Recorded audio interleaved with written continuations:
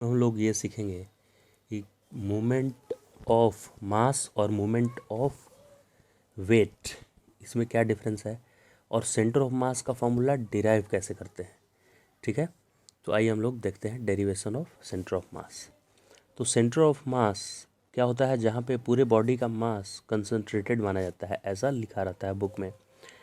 और centre of gravity के लिए क्या एक्सपेरिमेंट लिखा रहता है कि जैसे आपको सेंटर ऑफ ग्रेविटी पता करना है किसी भी ऑब्जेक्ट का, तो यानी इसका सेंटर ऑफ ग्रेविटी मुझे पता करना है, तो यहाँ पे एक आयरन नेल से ऐसे फिक्स कर दीजिए वॉल में और इसको ऐसे फ्री कर दीजिए अंडर ग्रेविटी, और यहाँ वर्टिकल लाइन ड्रॉ कीजिए। फिर कोई दूसरा सा पॉइंट लीजिए इस पर, और उस दूसरे पॉइंट के अबाउट भी इसको वैसे ही हैंग कीजिए यहाँ से अंडर ग्रेविटी, फिर वर्टिकल लाइन खींचिए।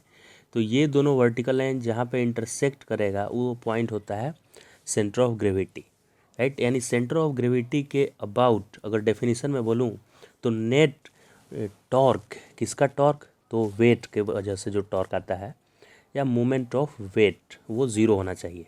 तो सेंटर ऑफ ग्रेविटी एक ऐसा पॉइंट होता है सेंटर ऑफ ग्रेविटी जिसके अबाउट पूरे बॉडी का वेट का मोमेंट ज़ीरो होता है। अब ये वेट का मोमेंट मतलब मोमेंट ऑफ वेट का क्या मतलब है, जैसे यहाँ एक m1 मास है और यहाँ m2 मास है, तो अगर मैं पूछूं कि इस पॉइंट के अबाउट मोमेंट ऑफ वेट निकालिए। मोमेंट ऑफ वेट मतलब torque produce by all weight acting on it. तो इस पे m1 g लगेगा नीचे की तरफ फोर्स, और इस पे m2 g लगेगा नीचे की तरफ फोर्स m2 g।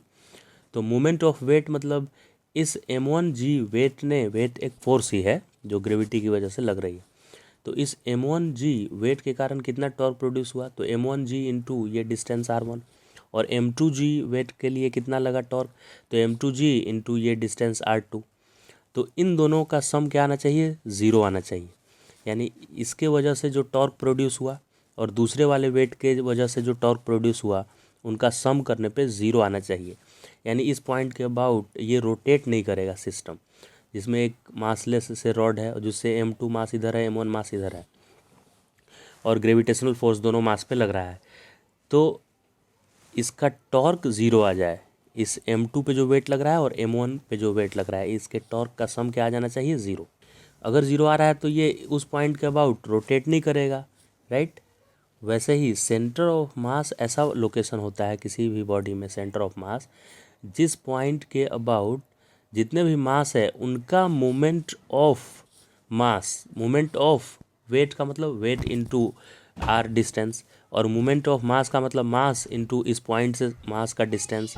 यानी यहाँ पे एक मास है तो m1 इंटू ये आर, यहाँ पे m2 मास है तो इस मास को लिखना है और इससे डिस्टेंस लिखना है, इसका प्रोडक्ट, उसको बोलेंगे मोमेंट ऑफ मास। ये मास है और मास इनटू इस आर डिस्टेंस को बोलेंगे मोमेंट ऑफ मास। तो सेंटर ऑफ मास ऐसा लोकेशन है जिस पॉइंट के अबाउट जितने भी मासेज हैं उन सब का मोमेंट ऑफ मास निकालने पे, यानी मास और उस पॉइंट से डिस्टेंस का मल्टीप्लाई करने पे जो आएगा उसको मोमेंट ऑफ मास का सम करने पे क्या आ जाना चाहिए, ज़ीरो। तो अब डेरिवेशन हम लोग करते हैं सेंटर ऑफ मास के फॉर्मूला का। तो हम एक लोकेशन माने हैं सेंटर ऑफ मास, यहाँ पे मान लीजिए है, इसका मुझे कोऑर्डिनेट पता करना है कि कहाँ सेंटर ऑफ मास है, उसका लोकेशन क्या है, एक्स कोऑर्डिनेट क्या है। तो हमने मान लिया कि उसका एक्स कोऑर्डिनेट XCM है और मास m1 का एक्स कोऑर्डिनेट x1 है और मास m2 जहाँ रखा हुआ है उसका कोऑर्डिनेट x2 है, कोऑर्डिनेट, ठीक है, मास 2 का, और मास m1 का कोऑर्डिनेट ओरिजिन से x1 है। तो मुझे x1 x2 के टर्म में इस XCM को बताना है, यानी सेंटर ऑफ मास का कोऑर्डिनेट बताना है, राइट। तो इस पॉइंट से, जो पॉइंट मैं सेंटर ऑफ मास बोल रहा हूँ, उससे मुझे डिस्टेंस पता करना है m1 का और m2 का। तो m1 से और इस सेंटर ऑफ मास जिसको मैं लिख रहा हूँ O लिख दे रहा हूँ, O सेंटर ऑफ मास है, तो m1 से और O का डिस्टेंस कितना होगा, m1 से डिस्टेंस है सेंटर ऑफ मास का r1 और m2 से है r2, और मुझे ओरिजिन के रिस्पेक्ट में बताना है कि क्या कोऑर्डिनेट होगा सेंटर ऑफ मास का। तो मैंने क्या बताया, सेंटर ऑफ मास ऐसा पॉइंट होता है जिसके अबाउट सारे इंडिविजुअल मास का मोमेंट ज़ीरो होता है। तो मोमेंट मतलब टॉर्क निकालना, तो टॉर्क मास का मोमेंट निकालना है, तो मास इनटू डिस्टेंस, यानी m1 मास और सेंटर ऑफ मास से इसकी दूरी है r1, तो m1 r1 प्लस m2 मास और उससे डिस्टेंस है उसका r2, तो m2 r2, ये मैंने लिखा। अब r1 और r2 का वैल्यू मुझे लिखना है, तो m1 और R1 कितना होगा, तो सेंटर ऑफ मास का कोऑर्डिनेट XCM है और मास 1 का कोऑर्डिनेट यहाँ से x1 मैंने लिया हुआ है, तो XCM माइनस x1 हुआ।